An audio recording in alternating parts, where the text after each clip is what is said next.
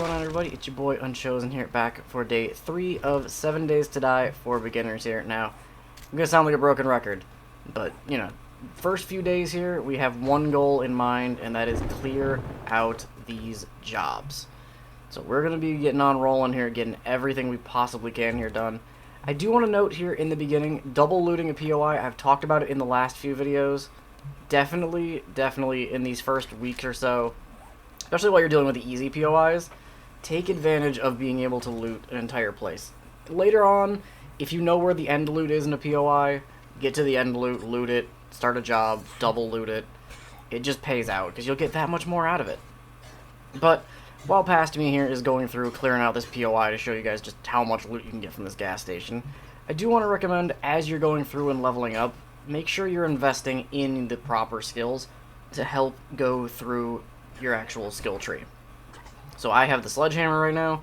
I'm going to be investing more into the strength perk than most of the other perks. I'll go to the others just for like little odds and ends. Like we have our points for agility to get parkour, and I'll cover another perk later in the video. You'll see that I'll invest a few skill points into. But definitely, you know, if you're going knives, like, you know, knives, SMGs, pistols, go the agility route. If you're going rifles, bow and arrow, go perception. Batons and the traps and the turrets, go for the intellect build. But every perk has its own merit to investing in outside of just the main kind of crux to going through them. You can still just solely invest in them. I've done that in the past, which is very chaotic. But definitely make sure you're investing in things that help your playstyle and get everything going for your perks that you need, your weapons, your looting, everything you possibly want. Now, with regards to POIs, like I've mentioned, early game, definitely take advantage of just like a tier 1 place like this. You can go through and double loot it. It took me, I think, in the entirety of looting this, like 10 minutes at most. And you can do that really easily. Like, you know, especially overnight, I'd almost recommend if you're at your job limit, loot the place you're going to be at overnight. And then when the morning hits, if you really feel like doing it, you can do it all over again. If you don't want to double loot, you don't have to double loot. But here, as you can see, activating that job, reset all of the end loot, which we can just get all the goodies. Unfortunately, depending on the job, you are going to get the zombies to respawn, but, you know, it's a tier 1. This ain't going to be anything crazy. So we'll get our loot here, head on back direct, do all that fun stuff, because we are creeping in on the end of tier 1. And as you can see there, we finally got a nice pistol, so it's not too bad. We can finally use some of that 9mm. But definitely getting as fast as you can through tier 1, make that happen. I highly recommend it. I think usually by day 3 to 4 is when I'll finish tier 1. It makes a world of difference, and I'm going to cover that later in the video as to why it really makes a huge difference. But yeah, definitely just do everything you can to get tier 1 done. It may be a little bit of a grind, but in the early game, there's not really much else going on. But what's nice is once we're done with this grind, you know, days 4, 5, 6, and 7, we're going to change up a little bit. Not a ton, but, you know, add a little more in, but you'll see once we get down there. So, for now, you can tell I'm still getting a bunch of plastic because dew collectors are just insane in the early game. Once you get to the mid to late game, you probably won't need a ton of dew collectors. You'll probably still want to have a few on hand, but I recommend in the early game, get as much plastic as you can. Get it all going, because the more issues you can clear out, the better. So getting a bunch of dew collectors down now, if you can get 2, 3, maybe even 4, if they don't have any of the upgrades with them, just do it. Future you is going to love having all that extra water. Plus, like I've said before, you can have the campfire running while you're out. So if you've got 15 bottles of murky water that need to get cooked down, throw them things in the campfire, let them cook while you're out doing jobs, out looting, trying to find a place to set up a base.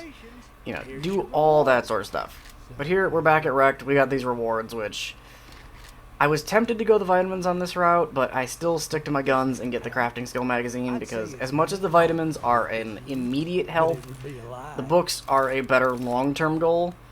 You can play it by ear. If you saw those rewards, you can play it however you feel. I typically wait to get the vitamins, because I usually find at least a few, but it's a little bit hit or miss if you're going to actually find anything you really need. So, and here we go, on to our next job, because this is going to be just another case of the garage has a workbench in it. I double looted. There's also a crate, which is nice, and also all these extra plastic parts. But yeah, just jobs, jobs, jobs. Get through it, get them done. Makes life super simple. Now, you don't have to double loot, obviously optional, but I, again, highly recommend doing it because it's more loot, more stuff you can use. As you can see here, we did get our primitive armor to level 6. I believe that's like 1 or 2 more books, and we'll have the actual, like, the, you know, quote-unquote good armors unlocked at tier 1. I wouldn't go for the armors early on. Honestly, I don't really recommend crafting armors until you finish that whole armor series to get level 6 gear, which I'll cover level 6s as we get further in. Your first 7 days, the primitive stuff, the stone tools, that's all you're going to see level 6. And, you know, spoiler alert for a later video, I wouldn't bother crafting the level 6 stuff unless you're specifically doing a playstyle that only uses level, like, the primitive gear, the stone tools, and stone weapons. It's not worth it otherwise, in my opinion. It's just really not going to do you any good. But, as you can see, another job done for Wrecked, and I believe we are only 1 job away from finishing Tier 1. Here's a tempting choice between the 9mm and cobblestone. I lean towards the cobblestone just because you can use it for building, and in days 5 and 6, you'll see we'll finally get some use out of that cobblestone I've been stockpiling. Because you guys have seen how much I've been hoarding from all these job rewards, which 250 cobblestone sounds like a lot, but it really doesn't do much. And since I did notice we got a low level up here in between jobs, I do want to take a second here and talk about our perks. Going down the intellect route and getting this physician perk, I recommend getting that also very early, which, as you can see right here, splints and casts cure sprains instantly. Now note that's a sprain, not a break. You know, we talked about breaks and sprain, like the broken bones and fatigue in the last video. Getting a sprain is so annoying because it limits your stamina and it just persists and lasts so long. Having a splinter cast able to just instantly heal that is going to make life so good. And you're probably going to find a fair bit of splints, casts, a whole bunch of that as you go through the game, so ain't going to be anything too crazy to really worry about. But as you can see here, we got another job done. For me, this one was a no-brainer. I'm going to stick with the cobblestone because the 9mm would be the only thing I would go for. But tier 1 being complete, this reward is huge. As you can see, I'm freaking out because it's like, yeah, we got the bicycle. The rest of it really doesn't matter because you can get a forge fairly easily, which, even though I haven't done that yet, we have so, like, the filter for the water thing, purifiers, you don't really need those. It's not going to help you much. But, like I said, we do have the bicycle, which you cannot talk enough about how early you can get the bicycle and make life just that much easier for yourself. Number 1, it does have storage to it. Not a lot, but being able to carry a few extra things without being encumbered makes a huge difference. As you can see here, I think we have, like, what, 10 slots of inventory on that? It's huge. You travel faster even without sprinting, and what's nice is, since I have a sprain, being able to use the bike and move faster without extending the duration on that sprain is huge, especially when we need to get over to our next set of areas here, which is the burned forest biome. I'm not going to spend too much time here today, just because it is hour 18, so I don't want to get caught out, but as you can see, burn victims, there's a whole lot of wood between these dead trees, the coal, you'll get a lot, but that's not really why we're here. We are here to check out the second trader down the line here, Trader Jen. Now, each trader also specializes in a different field. Jen specializes in medicine, Wrecked specializes, I believe, in food, and there's other traders down the line you'll meet that specialize in weapons, tools, vehicles, etc. Like, you'll see more of them as you play later into the game. I'm not going to be able to really go through them in this, because Tier 2 is probably the highest we're going to get to in these first 7 days.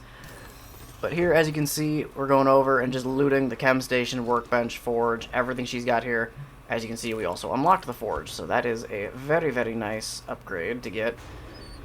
Especially in the early game. Again, it's the little things you can do to go as far in as you can. But since we got Trader Jen here, it just makes life that much easier. Opens up Tier 2 jobs, which Tier 2 jobs are harder than the Tier 1 jobs, but theoretically they should pay out better rewards. Whether they do or not, it's kind of up to, you know, personal preference and a bit of RNG. But I usually go through here, get the few books that are sitting on the ground, loot those workbenches, and obviously then, once we're done here, we'll go talk to Jen. She does also have vending machines, like every trader has, so you can buy candies and buy stuff if you want to be in a, if you want to hang around Dr. Jen and, both of her pretty big discounts she has there right out in front of everybody. This is definitely an interesting spot, so I do recommend checking the traders, because the more traders you can get access to easily, the better it's going to be just in the long haul, because you have access to more loot, have access to more stuff. You can also sell different things to traders, like if Rect won't buy something because he's got too much of it, you can try going to Jen. So that is everything you need to know for day 1 here. I know I threw a lot at you guys. Trust me, day 1 is the hardest day. It's going to have a lot to cover. So hopefully you guys were able to take something away from all of this, because there's a lot to worry about. Each day is going to get a little bit shorter, because obviously we've got a little bit less we're going to have to worry about going into. But if you guys did enjoy, do the YouTube stuff down below. It really does help out. And now that I'm starting to get back more into the YouTube swing of things here. But trust me, I do stream down on Twitch more often, so if you do want to check out the Twitch link down in the description, really do appreciate that. While you're down there, if you do want to join the Discord server, so you can see when all the video uploads go live, streams go live, any updates in terms of content, things like that, get to stay up to date on everything that's going on. With that, I'm going to get the heck up out of here, and I'll catch you guys later. See ya.